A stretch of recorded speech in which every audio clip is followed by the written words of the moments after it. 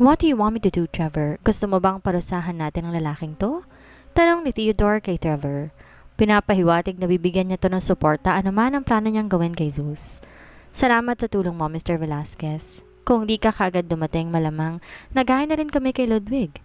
Take a note at what we did to our friend. Turo ni Trevor na nakaluhod pa rin si Ludwig. Tuluyan na lumaki ang bukol nito. This brat did that? Gulat na reaksyon ni Theodore nang makita ang malaking bukol sa noo ni Ludwig pagkatapos ay binaringan si Zeus. You! Anong karapatan mong saktan ng kaibigan ni Trevor? Mga bisita namin sila, trabahador ka lang, matuto kang lumugar? Singhal nito kay Zeus. Calm down, Mr. Velasquez. Sinabi na namin sa iyo na hindi si Mr. Lawrence ang nagpasimula ng kaguluhang to at si Trevor mismo ang may kagustuhan nito. Ano man na nangyari kay Ludwig, hindi yo... So you're saying na nagsisinungaling din si Lance, ganun ba? Putol ni Theodore kay Joey. What I'm saying is that, enough of this, Mr. Alanes. I only respected you because you are the La Vega family servitor. Huwag mong hahayaang maging dahilan to upang bawiin namin ang pakikipagkolaborasyon sa pamilya ninyo. Di na nagsalita pa si Joey sa halip, tumingin to kay Zeus at nailing na lang. Tumango lang ng bahagya si Zeus bilang tugon. Pwede rin namang umalis na lang si Zeus upang matapos ang kaguluhang to. Kung di lang siya pinipigilan ng kagustuhan niyang makita ulit si Kina. Isa pa may usapan sila ni Trevor. Humalakak na malakas si Zeus dahilan para mabaling sa kanya ang atensyon ng lahat. What are you laughing at? Umiral na naman ba ang kabaliwan mo? Nanunuyang ani Trevor. Humindo si Zeus at tinitigan si Trevor sa mata. Nakakatawa ka, Trevor. Akala ko ba lalaki ka? Bakit di ka marunong tumapad sa usapan? What are you talking about? Nauutal na sambit ni Trevor. Di masabayan ang titig ni Zeus. Kahit alam niya naman ang ibig sabihin ni Zeus, hindi siya papayag sa gustong mangyari nito. You lowly peasant? Anong karapatan mong insultin si Trevor? Leave now or I will let my bodyguards beat your ass bago ka paalisin sa lugar na to. Sambit ni Theodore na may halong pagbabanta. What's going on here? Why is everyone gathering here? Who's beating whom? Sunod-sunod na tanong ng isang matandang boses sa may beranda. Nilingon nila ito at nakita ang matandang lalaking inaalalay ng isang katulong. Sa tansya ni Zeus, nasa 80 pataas na ito. Si Javier iyon, pinuno ng pamilya Alanes. Nasa likod nila ang isang napakagandang babae na nakasuot ng kulay puting tea-length gown habang naka-crown bun ang buhok kaya't kitang-kitang maputi nitong leeg na pinapamalitaan ng mamahaling kwintas. Wala rin tong kahit anong makeup pero mapupungay na mga mata, matangos na ilong at mamula-mulang manipis na labi nagbibigay natural na ganda dito. Si Kina yon. Hindi mapigilan ni Zeus na mapaawang ang bibig at mapatitig ng husto kay Kina dahil sa sobrang ganda nito. Nagtagpo ang tingin ni Zeus at Kina. Bahagya pang napataas ang kilay ni Kina na makilala si Zeus. Siyang lalaki nagligtas sa akin sa bar noon. Pagkumpirma nito sa kanyang isip. Bahagya siya nakaramdam ng saya pero hindi niya ipinahalata iyon. Sinabayan niya lamang ang titig ni Zeus. Ang mga mata nila tila parehas nangungusap sa isa't isa. Ilang segundo silang nagkatitigan bago iyon naputol na magsalita si Theodore. Lord Javier, you shouldn't be here. Magsisimula ng main event. Sambit nito. Why shouldn't I be here? May nakapagsabi sa akin na may nagpapanggap na gulo rito kaya gusto kong makita kung ano yon. Hindi ko pwedeng makita kung ano nangyayari dito? O sisa ni Javier. Medyo namamaos na ang kanyang boses dahil sa katandaan. Hindi po yon ang ibig kong sabihin. I'm already taking care of things here. Tugon ni Theodore habang bahagyang nakayuko. Di mo na dapat inabala pa ang sarili mo. Kahit mas mataas ang estado ng pamilyang Velasquez sa pamilya Alanis, magalang pa rin si Theodore kay Javier. Siya nga po pala, this is Trevor Zurich, son of Arnold Zurich. He is one of our main guests. Pagpapakilala ni Theodore kay Trevor. Malugod na yumuko si Trevor upang magbigay galang kay Javier. Kinalulugod ko pong makita kayo, Lord Javier. My family and I wish you good health and continued prosperity. Hindi ko akalain na mga bata pala kayo kaysa sinasabi nilang edad ninyo. Totoo po bang 85 na kayo? Mukhang 60 lang po kayong tingnan. Pambobola ni Trevor. You have a knack for complimenting people, don't you? Natatawang sambit ni Javier. Sinabayan din niyo ni Theodore at Trevor. Salamat sa pagpunta mo, young Master Trevor. It brings me joy to host this event with you in attendance. Malugod pa nitong wika. It is my pleasure. Isa pa kahilingan to ng kaibigan kong si Lance kaya hindi ko po pwedeng tanggihan to. Nakangiting sambit ni Trevor pagkatapos napagawi ang tingin niya kay Kina. Who is this beautiful young lady beside you, Lord Javier? I bet she had a lovely name too. Sabay napatingin si Zeus at Lance kay Trevor habang parehas na nakataas ang kilay at parehas din ang kanilang naiisip. Di naman siguro balak ni Trevor na ligawan si Kina, hindi ba? This is Kina, my granddaughter. Salamat sa pagpuri mo sa aking apo but she has a relationship with Lance now. Nakangiting sambit ni Javier. Nababasa niya sa mata ni Trevor na nagkaroon to ng interes sa kanyang apo. Tumawa na mahina si Trevor. Really? Ang swerte naman ni Lance kung ganon. Lumapit siya kay Lance at inakbayan ito. I'm extremely happy for both of them, lalo na dito sa kaibigan ko. Pero ang totoo kabaliktaran ang nararamdaman ni Trevor. Hindi niya tanggap ng isang maladyosa sa gandang babae na punta lang sa kanyang kaibigan bago pa man niya ito makilala. Kinalimutan ng meron na siyang nobya ngayon. Laroang nobya. Bakit hindi mo man lamang ako binalitaan na may ganito ka pala kagandang syota? Pabalong na tanong ni Trevor kay Lance. Actually, she's my fiancé now. This is also the reason why I invited you and my friends to come. Gusto ko siyang ipakilala sa inyo. Nakangiting tugon ni Lance. Talaga? Well bro, I'm really happy for you. Pilit ang ngiting kinamayan ni Trevor si Lance. Mapupuna ang pagkadismaya sa mga mata nito. Thank you. Tugon lamang ni Lance. Kaibigan na ni Lance si Trevor simula pa nung high school sila, pero di niya alam kung kaibigan ba talaga ang turing nito sa kanya o ginagamit lang siya nito tulad ng pagbabanta nito sa kanya kanina. Habang tumatagal mas nakikilala niya ang totoong kulay ni Trevor. Ito rin ang rason kung bakit ngayon lang ipinaalam dito ang tungkol kay Kina. Bumagsak naman ang balikat ni Zeus sa kanyang narinig mula kay Lance. Parehas mali ang naging hinuha niya kanina tungkol sa pagkakakinanlan ni Kina. Hindi lang pala to basta nobya ni Lance kung hindi fiancé pa, at di lang pala naparito si Kina dahil sa akala ni Zeus na nobya ito ni Lance kung hindi miyembro din ng pamilya Alanes. Sa kabila nito, hindi niya maiwasang mababala sa anumang pinaplanong gawin ni Trevor sa hinaharap. Nababasa niyang nasa isip ito habang pinagmamasdan niya ito kung paano kausapin si Lance. Hindi siya papayag na pati si Kina ahasin din ito tulad ng ginawa niya kay Atasha. Kahit medyo nasaktan siya sa kanyang nalaman. Di niya hahayaang sirain lang ni Trevor ang kanilang relasyon. Kailangan niya silang tulungan. At sino pa ba tong munting Ginoo? Mga kaibigan ba sila ni Trevor? Tukoy ni Javier. Kina Matthew at Ludwig. Napansin niyang nakasuot to ng magagarang damit kaya pinagpalagay niya mga kasamahan to ni Trevor. Yes. They are Trevor's friends. Nakangiting sambit ni Theodore pero agad ding nagbago ekspresyon niya sa mukha na makitang malaking bukol sa noo ni Ludwig pagkatapos masamang tiningnan si Zeus. At ang lalaki naman tong nagugulo kanina. I think we should send him away or punish him, mungkahi nito.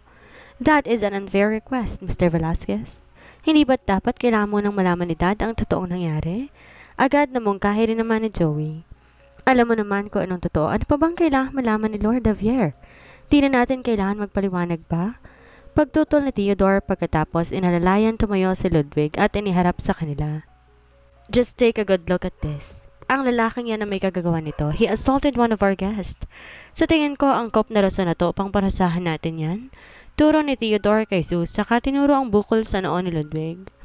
Tila hinihingi niyang simpatya ni Javier. Naniningkit ang mga matang pinagmasdan ni Javier ang bukol sa noo ni Ludwig. Di nito maunawaan pero tila pamilyar sa kanya ang ganong klase ng bukol. Di maiwasan ni Trevor na mapangisi na makita ang tila nakasimangot na mukha ni Javier. Kahit dihado siya kay Zeus pagdating sa pisikal na kakayahan, ay lamang naman siya sa koneksyon. Sa tingin niya ay siya ang pinakamalas na estado sa lahat ng bisita ngayon. Kaya't siyempre sigurado rin siya sa kanya paborang pamilya Alanes at pamilya Velasquez. Let's see kung anong gagawin mo ngayon kapag napagdesisyonan ni Lord Javier na parusahan ka. Ani Trevor sa kanyang isip habang naka-Bluetooth. Received. Hindi siya makapaghintay sa maaring sapitin nito. Sumenya si Javier sa katulong na umaalalay sa kanya para bumaba sila ng beranda at mas lumapit kay Ludwig. Mariing pinagmamasdan ni Javier ang bukol nito sa noo. Pagkalapos na ilang saglit ng laki ang kanyang mata na may bigla siyang maalala. Ito ay... Para sa kanya, hindi normal na bukol lang na tumo ni Ludwig kundi isang uri ng marka. Marka na tayong isang mahusay na martial artist lamang ang makakagawa. May konting kaalaman si Javier patungkol sa ancient martial arts. May ilan din siyang kilalang top masters pero minsan hindi siya pinalad na makita o makausap ng personal alinman sa kanila. Isa na sa kanila si Dao Feng na kanya ring iniidolo. Isa tong Chinese top master sa martial arts na minsan ang dumalaw sa Pilipinas ilang taon na nakakalipas. Kilala si Dao Feng dahil isang Asian technique na ginagawa na mark of ignorance, na kung saan siya ang pinakabihasa sa teknik na ito. Sa teknik na ito, minamarkahan ng tagapagparusa ang sino mang paparusahan sa noo gamit ang hinlalato at hinlalaki upang gamitin na pampitik. Kailangan din maabot ang tamang dami ng persang pakakawalan upang matagumpay na mailagay ang marka sa noo. Kapag matagumpay na namarkahan ang sino mang pinarusahan, magkakaroon to ng mamagamagang noo sa umpisa na kalaunan tutubuan ng bukol. Umaabot na higit 1 linggo o minsan 2 linggo bago to mawala ng kusa. Tayong maliit na kulay itim na marka na hugis waring crescent na buwan ang naiiwan at tayong tagapagparusa lang din mismo ang makakapag-alis nito. Habang naghihintay sila sa sunod na sasabihin ni Javier, nakita nila ang pagkamangha sa mata nito habang nakatingin kay Zeus. Ikaw ang may gawa nito? Tanong ni Javier. Sa kabila na medyo paos nitong boses ay ang determinasyon na alamin kung si Zeus ba talaga ang gumawa nito kay Ludwig. Bahagya lamang na niyuko ni Zeus ang kanyang ulo upang akuhin ang kagagawang iyon. What's your name, young man? Muling tanong ni Javier. Zeus Lawrence, sir. Magalong na tugon ni Zeus. Makalipas sa ilang saglit, sumilang isang ngiti sa labi ni Javier. Kasunod na to, inulakan nito ng pakikipagkamay si Zeus. Kinulugod kitang makilala, Mr. Lawrence. Napaawang ang bibig ng halos lahat na nakapalibot sa kanila. Ang may pinaka nagulat na ekspresyon sa kanila ay sina Trevor at Theodore. Maging si Zeus hindi rin agad nakakilos dahil hindi niya rin inaasahan yun. Kilala ba ni Javier ang pamilya Lawrence? Hindi ba't di naman kabilang sa upper class ang pamilya Alanis? Nilingon ni Zeus si Joey. Sa pamamagitan ng tingin, tinanong niya ito kung siya ba nagsabi kay Javier patungkol sa kanyang pagkakakilanlan. Agad namang naunawaan yun ni Joey at mabilis umiling-iling. Tinanggap ni Zeus ang pakikipagkamay ni Javier. Salamat po. Medyo nahihiyang sambit ni Zeus habang nakangiti, sabay napakamot sa ulo. Pinagmasdan ni Javier si Zeus mula ulo hanggang paa at napagtanto. Isa si Zeus sa mga empleyado ng kinontrata nilang restaurant para sa catering service. Isa kang mahusay na martial artist, pero bakit ka nagtsatsagang magtrabaho bilang isang mababang empleyado? Takang tanong ni Javier. Di naman po ako mahusay na tulad ng inaakala ninyo. Bukod pa puron isa lang po akong estudyante kaya't kailangan ko pong trabahong to. Mapagkumbabang tugon ni Zeus habang pinagmamasdan ng maigi ang magiging reaksyon ni Javier. Ganun ba? I'm really surprised to hear that. You have a promising future, Mr. Lawrence. Sayang naman ko itatago mo lang ang talento mong yan. Nangihinayang nasambit ni Javier. Umiti lang si Zeus. Mukha atang may ideya lang si Javier patungkol sa kanyang teknik na ginamit kay Ludwig. Kaya lang ito masayang makilalang katulad niya. Di dahil sa alam nito ang tungkol sa kanyang pamilya. Malamang tagahanga lang si Javier ng martial arts. Lumapit si Theodore kay Javier. Lord Javier, ano pong ibig sabihin nito? Are we not going to punish this man? May pag-aalalang tanong ni Theodore. Nag-aalala siyang baka magalit si Trevor kapag pati si Javier kumampi rin kay Zeus. Di na bagong ekspresyon sa mukha ni Javier nang ilipat niya ang kanyang tingin kay Theodore. This young man is a pure martial artist. Base sa paraan ng pakikipaglaban na ginamit niya sa kaibigan ni Trevor, sa tingin ko hindi si Mr. Lawrence ang nagpasimula ng gulong sinasabi ninyo. Sa tingin ko sila din tong may atraso sa kanya kahit napilitan lang siyang gawin to, paliwanag ni Javier. Di sila makapaniwala sa naging komento ni Javier patungkol kay Zeus. Kahit wala naman silang naintindihan na gustong sabihin nito. Si Zeus, isang pure martial artist? Dad, would you mind enlightening us? Pakiusap ni Zoe. Maging siya naguguluhan din kung paano nalaman ng kanyang ama na hindi si Zeus ang nagmula ng gulo. I'd be happy to, but the main event is about to begin, so let's continue this inside, sambit ni Javier. Pero Lord Javier, this guy deserves punishment no matter what. Kahit hindi pa siya nagpasimula ng gulo, wala siyang karapatang saktan ng ating mga bisita. Nakikiusap po kung hayaan niyo kung parusahan ng lalaking to. Pagpapumilit ni Theodore. Kailangan niyang parusahan si Zeus ngayon din para sa ikaliligayan ni Trevor. Kapag maayos niyang magawa, ito na marahil ang unang hakbang upang mapalapit siya sa pamilya Zurich. Mr. Velasquez, pasensya na pero kilala mo naman ako. Isa akong patas na tao. If this young man is truly worthy of punishment for what he did, ako mismo mag-uutos nun kahit na dito pa mismo sa sarili kong pamamahay. Pero sa nakikita ko, hindi yun ang katotohanan, kahit hindi ko pa i-check ang record ng mga takatagong surveillance camera sa paligid. Nakangiting wika ni Javier pagkatapos nginitian din si Zeus bago naunang pumasok sa loob kasunod si Kina. Bumagsak ang balikat ni Theodore at natahimik na lang. Maging si Trevor hindi na rin kumibo. Gusto niya sanang rumason pero dahil kay Kina hindi niya na tinuloy pa iyon. Si Matthew hindi rin makapaniwala na ang matagal nilang binubuli ay isa palang martial artist. Anong gagawin natin ngayon? Susunod ba tayo sa kagustuhan ni Zeus? Tanong nito. Di niya maiwasang makaramdam ng takot sa kakayahan ni Zeus. Sinamaan to ng tingin ni Trevor. Hindi mo ba naisip na isa tayo sa mahalagang bisita sa pagdiriwang na to? Siyempre kakampi natin ang pamilya Velasquez at sigurado tutulungan nila tayo. Mas mataas pa rin estado nila kaysa pamilya Alanis at lalong mas mataas pa rin ang estado ng pamilya namin kaysa alinman sa kanila. I'm pretty sure makukumbinsi ko rin o ni Mr. Velasquez si Lord Javier mamaya. But Zeus is a skilled martial artist? So what? Mahusay man siya, marami naman kaming koneksyon. Marami akong kilalang martial artist na mas mahusay pa kaysa kanya. Putol na Trevor sa sasabihin ni Matthew. Nakangising tinitigan ni Trevor si Zeus. Marami pa ako natitirang alas na panlaban sa iyo, Zeus. Maghintay ka lang. Hindi ako papayag magwagi na lang isang talon ng tulad mo. You poor trash.